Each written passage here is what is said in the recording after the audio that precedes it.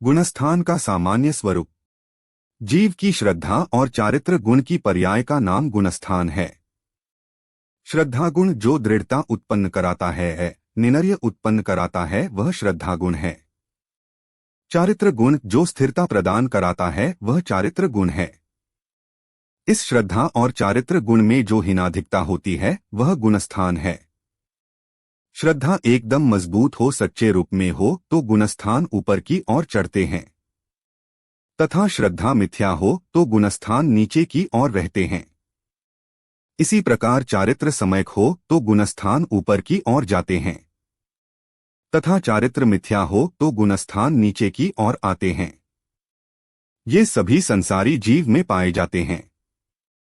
जो जीव संसार में है, उसका कोई ना कोई तो गुणस्थान तो होगा। श्रद्धा और चारित्र गुण की हीनाधिकता से गुणस्थान बनते हैं। इसमें निमित्त आते हैं मोह और योग। इन दोनों के निमित्त से गुणस्थान 14 प्रकार के हो जाते हैं। मिथ्यात्व, सासादन, समयग मिथ्यात्व, अविरत समयत्व, देशविरत समयत्व, प्रमत्तविरत, अप्रमत्तविरत, अपूर्वकरण, अनिवृत्तिकरण, सूक्ष्म सांपराय, उपशांत मोह, क्षीणमोह, सयोग केवली, अयोग केवली। एक मिथ्यात्व। मिथ्यात्व प्रकृति के उदय से होने वाले तत्वार्थ के अश्रद्धान को मिथ्यात्व कहते हैं। जीवादि 7 तत्वों के विपरीत श्रद्धान को मिथ्यात्व कहते हैं। कुदेव को देव, कुगुरु को गुरु, अधर्म को धर्म मानना को मिथ्यात्व कहते हैं। जिस गुणस्थान में उपरोक्त लक्षण घटित हो, उसे मिथ्यात्व गुणस्थान कहते हैं। इस गुणस्थान में जीव अनादि से है, तथा सबसे ज्यादा जीवों की संख्या इसी में है।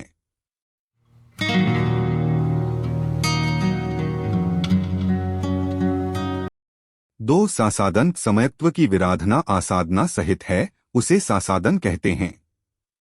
जो प्राणी समयत्व रूपी प्रासाद से गिरा हुआ है और जिसने मिथ्यात्व की भूमि का स्पर्श नहीं किया है, समयत्व एवं मिथ्यात्व इन दोनों के मध्य की जो अवस्था है, उसे सासादन गुणस्थान कहते हैं। इसमें मिथ्यात्व की अनंतानुबंधी क्रोध, मान, माया, लोभ में से किसी एक के उदय होता है।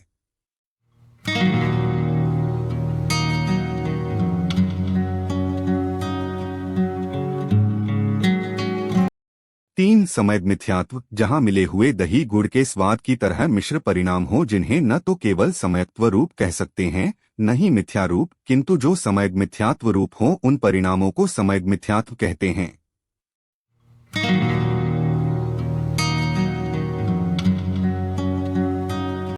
चार अविरत समयत्व। जहां समयत्व तो प्रकट हो गया, किंतु एक देश अथवा सर्वदेश किसी भी प्रकार का संयम प्रकट न हुआ हो, उसे अविरत समयत्व कहते हैं। मिथ्यात्व और अनंतानुबंधी कषाय के अभाव से यह गुणस्थान होता है। मिथ्यात्व यानी दर्शन मोह और अनंतानुबंधी कषाय यानी क्रोध, मान, माया, लोभ के अभाव पूर्वक प्रकट होता है। इसमें जीव समय दृष्टि हो जाता है। 5 देशविरत। जहां समय दर्शन के साथ 5 पाप का स्थूल रूप से त्याग होता है, उसे देशविरत गुणस्थान कहते हैं। यह 2 कषाय चौकड़ी के अभाव से होता है। 2 कषाय यानी अनंतानुबंधी, अप्रत्याख्यावर्ण की कषाय चौकड़ी के अभाव।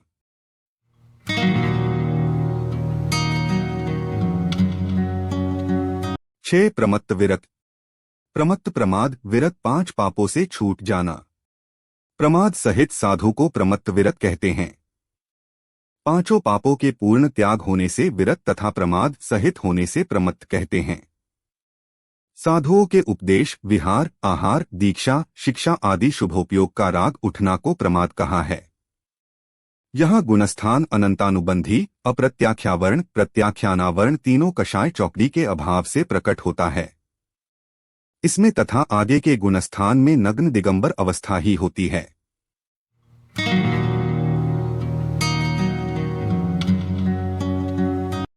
सात अप्रमत्त विरत। अबिना प्रमत्त प्रमाद, विरत 5 पापों से त्याग, सकल व्रत सहित। संज्वलन कषाय का मंद उदय हो जाने से प्रमाद नहीं रहा, उस परिणाम को अप्रमत्त विरत गुणस्थान कहते हैं। यह प्रमाद भी नहीं है तथा 5 पापों का पूर्णता त्याग है। इस गुणस्थान के 2 भेद है, स्वस्थान अप्रमत्त, अतिशय अप्रमत्त। स्वस्थान अप्रमत्त जो मुनिराज नियम से यहाँ से गिरते हैं, छठवें में आते हैं स्वस्थान अप्रमत, अतिशय अप्रमत जो नियम से ऊपर चढ़ते हैं। आठवें आदि गुणस्थानों में जाते हैं, अतिशय अप्रमत है।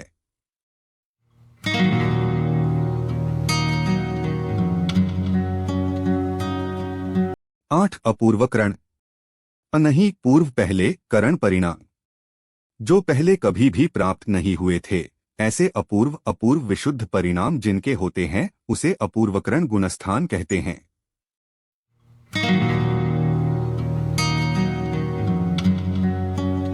अनिवृत्तिकरण भेद रहित परिणाम, नहीं निवृत्ति भेद करण परिणाम, जहां परिणामों में कोई भेद नहीं है, जहां समान समयवर्ती जीवों के परिणाम समान हो और भिन्न समयवर्ती जीवों के परिणाम असमान ही होते हैं, उसे अनिवृत्तिकरण गुणस्थान कहते हैं।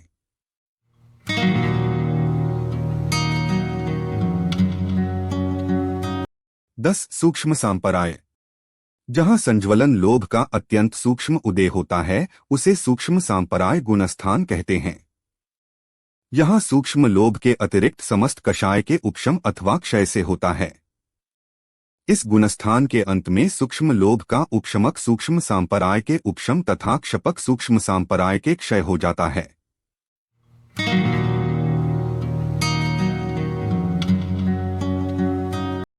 11 उपशांत मोह उपशांत दबना, समस्त मोहनीय कर्म के उपशम से उत्पन्न होने वाले गुणस्थान को उपशांत मोह गुणस्थान कहते हैं। यहाँ पर संपूर्ण मोहनीय कर्म दब जाने से पूर्ण वितरागता प्रकट हो जाती है।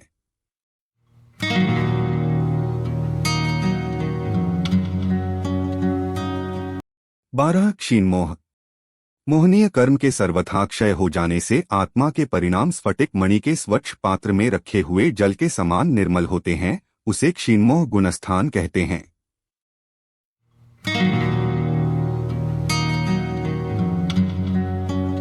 13 सयोग केवली, चारों घातिया कर्मों के क्षय हो जाने से जहां केवल ज्ञान केवल दर्शन अनंत सुख व अनंत वीर्य प्रकट हो जाते हैं उन्हें केवली कहते हैं। इनके जब तक शरीर और योग रहता है इनके गुणस्थान को सयोग केवली गुणस्थान कहते हैं।